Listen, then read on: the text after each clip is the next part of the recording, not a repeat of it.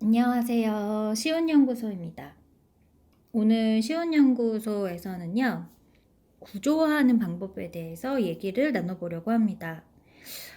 이 구조화하는 것을 이제 언제 써봤으면 좋겠냐면은 두 가지로 추천을 드려볼 수 있을 것 같아요.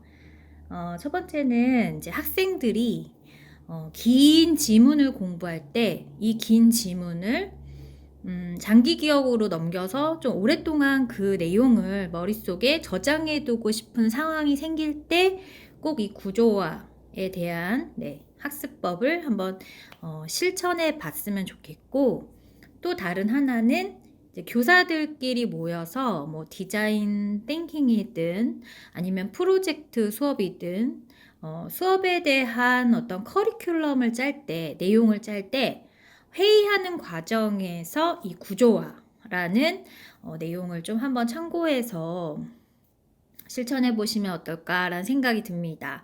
그래서 저는 오늘 이 구조화에 대해서 설명을 할 건데, 이 구조화를 이제 공부하는 학생과 그리고 수업을 설계하는 교사나 강사분들에게 맞추어서 설명을 해보도록 하겠습니다. 오늘 참고할 도서는 이종희, 이영중 선생님께서 지으신 책이고요. 제목은 구조화 학습법이고 2018년이고, 그리고 아임북이라는 출판사에서 펴낸 책이에요.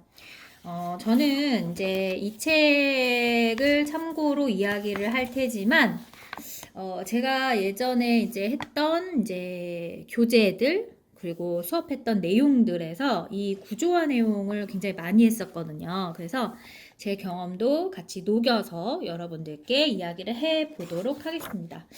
먼저 우리가 구조화에 대해서 좀 이해를 할 필요가 있을 것 같아요. 이 책에서는 16페이지에 학습의 초점, 구조화를 만나다라고 되어 있거든요. 이제 구조화를 여기에서는 어떻게 좀 설명하고 있냐면, 서로 관련된 부분이나 요소를 통일적인 조직으로 이루는 것 또는 그러한 방식이라고 정의를 하고 있어요. 그래서 저도 이러한 정의가 굉장히 좀 개념을 명확하게 알 수 있도록 잘 어휘로 풀어낸 부분이 아닌가라는 생각을 하는데요.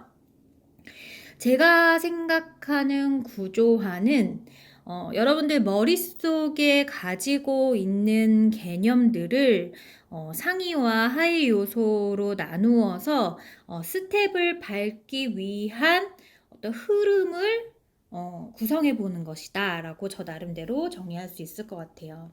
그래서 이 구조화 이야기를 할 때 빼먹지 않고 등장하는 개념이 바로 분류라는 개념입니다. 그러니까 구조화랑 분류가 왜 떼놓을 수 없는 것이냐라고 앞선 어떤 정의들을 통해서 이해한다면 여러분들 충분히 이해하실 수 있을 건데, 이제 분류라는 것은 이제 공통적인 성질이나 속성이나 특징을 가진 것들끼리 묶어보는 거잖아요.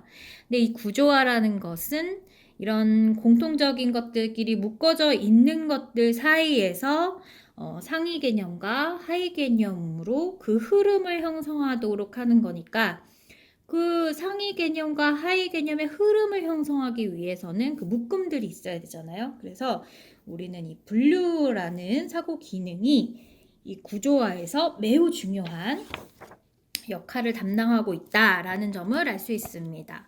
그래서 우리는 이제 구조화에 대한 이제 개념은 충분히 이해를 하셨다라고 보고, 여기 이제 30페이지에 보면은 우리는 왜 구조화 기능을 통해서 공부력을 키워야 하는가에 대해서 나와 있는데, 앞서도 얘기했듯이 저의 생각은 여러분들이 어떤 지문을 길게 읽고 아니면 지식을 가지고 그 지식에서 내용을 파악해서 외워서 진행을 하는 게 아니라, 내용을 파악했다면 그 다음에 구조화를 통해서 내용을 정리를 하면 이 내용을 온전히 자신이 오랫동안 기억할 수 있는 장기 기억 장치로 넘길 수 있다라는 거거든요. 그래서 이러한 구조화하는 기능을 통해서 우리는 어떻게 보면은 기억력을 높일 수 있다, 또 이해력을 높일 수 있다라는 거예요. 근데 이제 여기에서도 그런 내용을 살짝 얘기를 하고 있습니다. 그리고 또 43페이지를 살짝 보면은 이후에 이제 우리가 과연 이 분류를 어떻게 해야 되는지에 대한 연습을 뒤에서 한번 몇 가지만 이 책에서 나온 것으로 몇 가지만 한번 해보도록 하겠습니다. 우리가 이 분류를 잘하기 위해서는 이제 분류 기준을 잘 명명할 수 있어야 되는데요. 이 분류 기준을 세우는 것이 굉장히 상위 인지 기능 같아요. 그래서 이 분류 기능 중에 분류 기준이라는 게 뭐냐라고 이야기를 한다면 개, 기린, 비둘기, 고래, 고양이, 제비, 사슴, 돼지, 독수리, 상어, 사자, 고등어, 참새 이런 동물의 종류가 있거든요. 그럼 이런 동물의 종류가 있을 때 과연 이 동물들을 이제 묶음으로 이제 연결하고 싶은데 과연 어떤 묶음들끼리 연결하는 것이 옳은 것인가에 대해서 우리는 고민해 보는 거죠. 그러면 비슷한 것들을 묶어본다면 저 같은 경우에는 개하고 비둘기, 고양이, 사슴, 돼지, 사자 이렇게 묶고요. 그 다음엔 제비 그리고 참새 이렇게 묶고요. 그 다음에는 고래 그리고 상어, 고등어 이렇게 묶으려고 하거든요. 그러면은 제가 묶은 어떤 비슷한 특징을 가진 것들을 명명할 수 있는 왜 이렇게 묶었는지를 명명할 수 있는 짧은 단어 이게 이제 분류 기준이 되는 거거든요. 그러면 저는 어떤 기준으로 묶었을까요? 알아채신 분이 있을 수도 있는데 이 친구들이 주로 활동하는 무대, 장소에 대한 기준으로 묶은 거거든요. 그래서 개나 아니면 고양이, 사슴, 돼지, 그리고 사자 이런 동물들은 땅을 주 무대로 이제 활동하는 동물들이잖아요. 그래서 땅이라는 어떤 공통점을 가지고 있는 친구들이고 그리고 또 고래 그리고 상어, 고등어 이렇게 세 개의 이제 물고기들은 이제 바다 속에서 보통 물 속에서 활동을 하는 친구들이고 그러니까 이런 장소라는 기준을 가지고 땅, 바다, 그리고 하늘 이렇게 세 개의 카테고리로 이제 저는 분류를 한 거거든요. 그러니까 우리가 이 분류 기준이라는 게 굉장히 어렵다고 느낄 수 있는 게 지금 방금 제가 나눴던 그 세 개의 묶음 중에서 분류 기준을 땅이라고 생각하면은 그거는 기준 되기가 어렵다는 거죠. 그러니까 땅이라는 거는 그냥 대상을 가리키는 거기 때문에 그거는 그냥 하나의 그냥 정답일 수밖에 없잖아요. 그러니까 뭔가를 나누거나 뭔가를 아우를 수 있는 개념이 아니잖아요. 그러니까 그럴 때는 그런 분류 기준을 세우지 않는다. 그냥 땅이라는 분류 기준만을 가지고 우리가 어떻게 나눠볼 수는 없는 거잖아요. 근데 주로 활동하는 무대, 장소라는 기준을 가지고 나눈다면 뭐 하늘, 바다, 땅 이렇게 세 개의 어떤 내용으로 분류할 수 있기 때문에 이런 것들을 분류 기준을 두고 이제 분류했다라고 이야기를 해볼 수 있겠습니다. 또는 다리 개수로도 해볼 수 있을 거예요. 다리가 하나도 없는 애들, 뭐 고래나 상어, 고등어, 다리가 2개인 친구들, 뭐 비둘기, 제비, 독수리, 뭐 참새, 다리가 4개인 친구들은 개, 기린, 고양이, 사슴, 돼지, 사자 이런 식으로 다리의 개수를 가지고 할 수 있을 겁니다. 그런데 이런 구조화를 할 때 좀 조심해야 되는 부분 중에 하나가 뭐냐면은 이 책에서는 이렇게 나누었지만 저는 사실 이러한 분류는 권해드리고 싶진 않아요. 뭐라고 나와 있냐면 좋아하는 동물과 싫어하는 동물로 나눠져 있거든요. 근데 이런 좋아하고 싫어하는 거는 이제 개인의 취향에 따라서 달라지는 점이기 때문에 정확한 분류 기준이라고 이야기하기엔 되게 애매한 부분이 있어요. 그래서 우리가 분류를 할 때는 누가 그 입장에 와서든 달라지는 분류 기준을 세워서는 안 되고 누가 그 입장에 와서도 이 같은 분류 기준으로 이렇게 나누는 것에 대해서 어느 정도 개념적으로 동의할 수 있는 상황에서 분류 기준을 세워야 된다라는 것이 되게 중요하다라고 보겠습니다. 그리고 나서 이제 분류 기준에 대해서 우리가 배웠으니까 이제 약간 이제 도식화하는 걸로 좀 넘어가 보도록 할게요. 여기에서는 도해사고력이라고 이야기를 하고 있고 도해사고력은 지식과 정보를 효과적으로 기억하고 이해하고 전달하기 위해 이미지와 표 등 시각적인 언어로 나타내는 능력을 말한다 라고 이야기를 하고 있는데, 저 같은 경우에는 이제 도해사고력이라는 건 그거예요. 그러니까 내 머릿속에 있는 거를 그림으로 그려서 남들이 봤을 때 이런 어떤 내용을 표현하고자 했는지 알아볼 수 있게 뭐 표나 그림으로 이제 나타내는 것이 이제 도해고, 이런 것들을 활용한 것이 이제 활용한 머릿속의 어떤 기능이 이제 도해 사고력이다라고 볼 수 있겠습니다. 그래서 이런 것들을 굉장히 잘하는 친구들이 있을 수 있죠. 그래서 이것도 하나의 능력이라고 볼 수 있겠습니다. 그래서 어렸을 때는 이제 이 학습에 임하는 친구들이 어렸을 때는 이 도해 사고력을 그냥 그림으로 표현할 수 있어요. 그래서 오늘 여러분들이 있었던 일을 4가지의 컷으로 시간의 흐름에 따라서 그림으로 그려보세요. 이런 것들이 이제 도해 사고력에 이렇게 좀 아직 한글을 배우지 않은 친구들, 그림을 그릴 수 있는 친구들에게 해볼 수 있는 간단한 예다라고 여러분들께 설명드릴 수 있을 겁니다. 그럼 이제 본격적으로 우리 이제 구조화하는 어떤 실습에 대해서 이야기를 해보도록 할게요.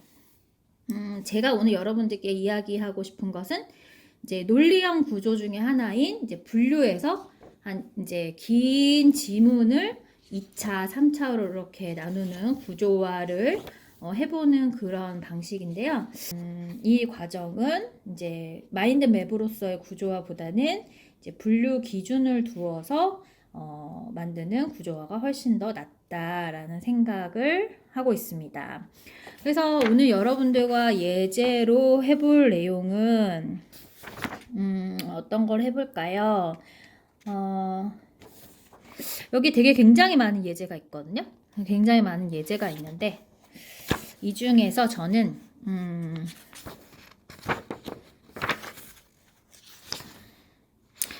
짧은 거 하나, 긴 거 하나를 해보도록 하겠습니다. 그래서 여러분들께 한번 보여드리도록 할게요. 그래서 첫 번째는 이걸 한번 해보겠습니다. 우리는 일상생활 속에서 전기기구를 잘 이용하는 것만으로도 에너지를 절약할 수 있다. 냉장고 문은 자주 여닫지 않는다. 사용하지 않는 조명기구는 반드시 꺼둔다. 시청하지 않는데도 습관적으로 텔레비전을 켜놓지 않는다. 세탁기는 빨래를 모아두었다가 한 번에 사용한다 라고 했을 때 우리가 이제 구조화를 한다면 지금 기준이 뭔가요? 이게 사용하는 방법에 대해서 이제 우리는 나누어 놓는 거죠. 그래서 전자제품의 사용법이라는 기준을 가지고 어떤 거죠? 냉장고, 그리고 텔레비전, 세탁기 이렇게 3개의 기준을 들어서 설명을 한 거죠.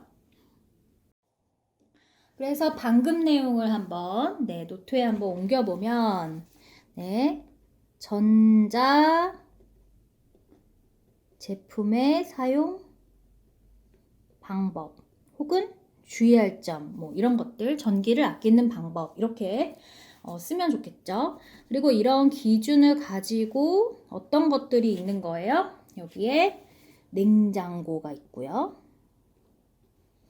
그리고 또 이번에는 조명기구가 있고요.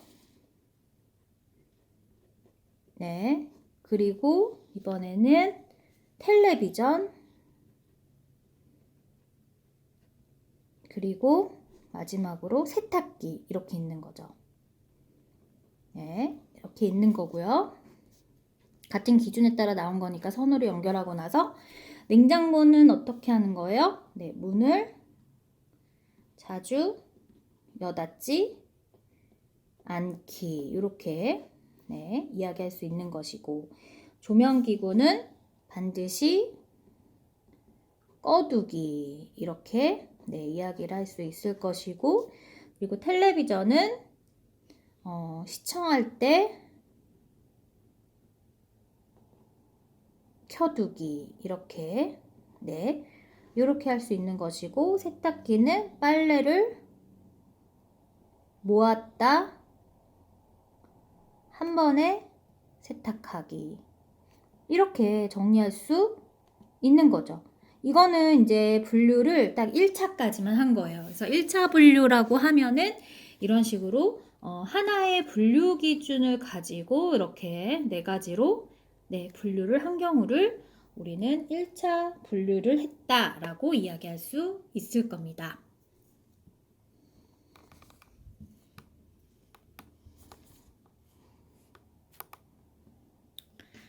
네, 그래서 내용이 잘 보이시는지 모르겠습니다. 그러면은 하나 더 해볼 건데요. 이번에는 좀 긴 내용을 한번 해볼 거예요. 과학을 가지고 구조화하는 걸 여러분들께 보여드리도록 하겠습니다. 예제는 이거예요. 구름은 크게 네 가지로 분류할 수 있다. 6에서 13km 높이에 떠 있는 구름을 상충운이라고 하고, 여기는 가는 줄기가 들어있는 흰 구름, 작은 흰 구름 덩어리가 고기 비늘 또는 물결 모양으로 배열된 구름, 엷고 흰 천을 하늘에 친 것 같은 구름 등이 있다. 2에서 6km 높이에 떠 있는 구름을 중충운이라고 한다. 여기에는 구름 덩어리가 양떼같이 배열된 구름, 회색 또는 진한 회색 타일을 온 하늘에 친 것 같은 구름, 그리고 불규칙한 모양의 짙은 회색 구름 등이 있다. 지표 부근에서 약 2km 높이에 떠 있는 구름은 하충운이라고 한다. 여기에서 회색 또는 검은 회색의 길쭉한 구름 덩어리가 층을 이루는 구름, 안개 비슷한 회색 구름으로 지표 부근에서 층을 이루는 구름 등이 있다. 마지막으로 연직으로 발달된 구름이 있는데 이것은 뭉클뭉클하게 솟는 구름으로 밑면으로 평평한 구름과 상충원까지 높이 솟는 구름이 있다. 이렇게 되어 있어요. 이거 같은 경우에 제가 이제 2차 분류라고 했는데요. 이게 기준이 두 가지가 있기 때문이에요. 그래서 여러분도 혹시 제 설명을 들으면서 혹은 제 이야기를 들으면서 좀 찾았는지 모르겠는데, 첫 번째는 이제 구름의 높이. 네. 구름의 높이에 따라서 구름을 세 가지로 나누어서 분류할 수 있을 것 같아요. 먼저 6에서 13km 높이에 있는 구름, 그리고 이번에는 2에서 6km 높이에 있는 구름, 그리고 지표에서 2km까지 높이에 있는 구름, 이렇게 세 개의 구름으로 나눌 수 있다는 거죠. 그 다음에는 이제 이런 높이에 있는 구름을 얘는 상충운이라고 하고, 얘는 중충운이라고 하고, 얘는 하충운이라고 하나 봐요. 하충운이라고 하는데 이 중에서 또 상충운은 흰 구름, 그리고 작고 흰 구름 덩어리가 고기 비늘 또는 물결 모양으로 배열된 구름, 배열된 구름, 그리고 얇고 흰 천을 하늘에 친 것 같은 구름, 이렇게 흰천 구름이라고 적어볼게요. 그래서 이렇게 또 세 가지로 또 나누어서 이 구름을 또 표현하고 있죠. 그리고 나머지도 보다 보면 이 지금 구름의 모양을 설명하고 있어요. 그래서 구름의 형태나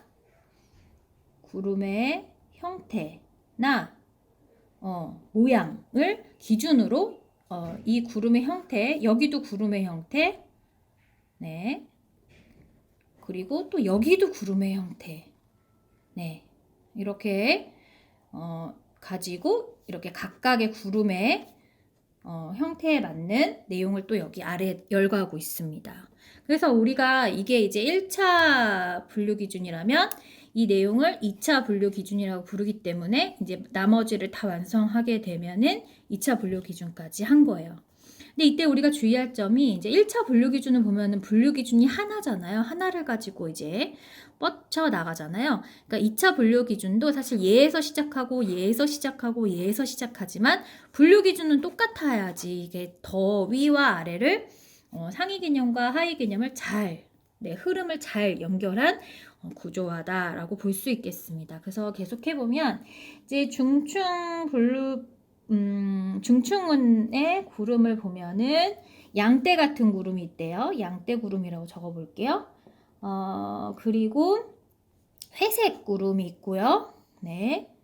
그리고 이 두 가지, 짙은 회색 구름이 있네요. 짙은 회색 구름 이렇게 네, 나타낼 수 있고요. 하충운에서는 검은 회색의 길쭉한 구름, 길쭉 구름이라고 적어볼게요. 그리고 층 구름이 있고요. 그리고 연직 구름 이렇게 있대요.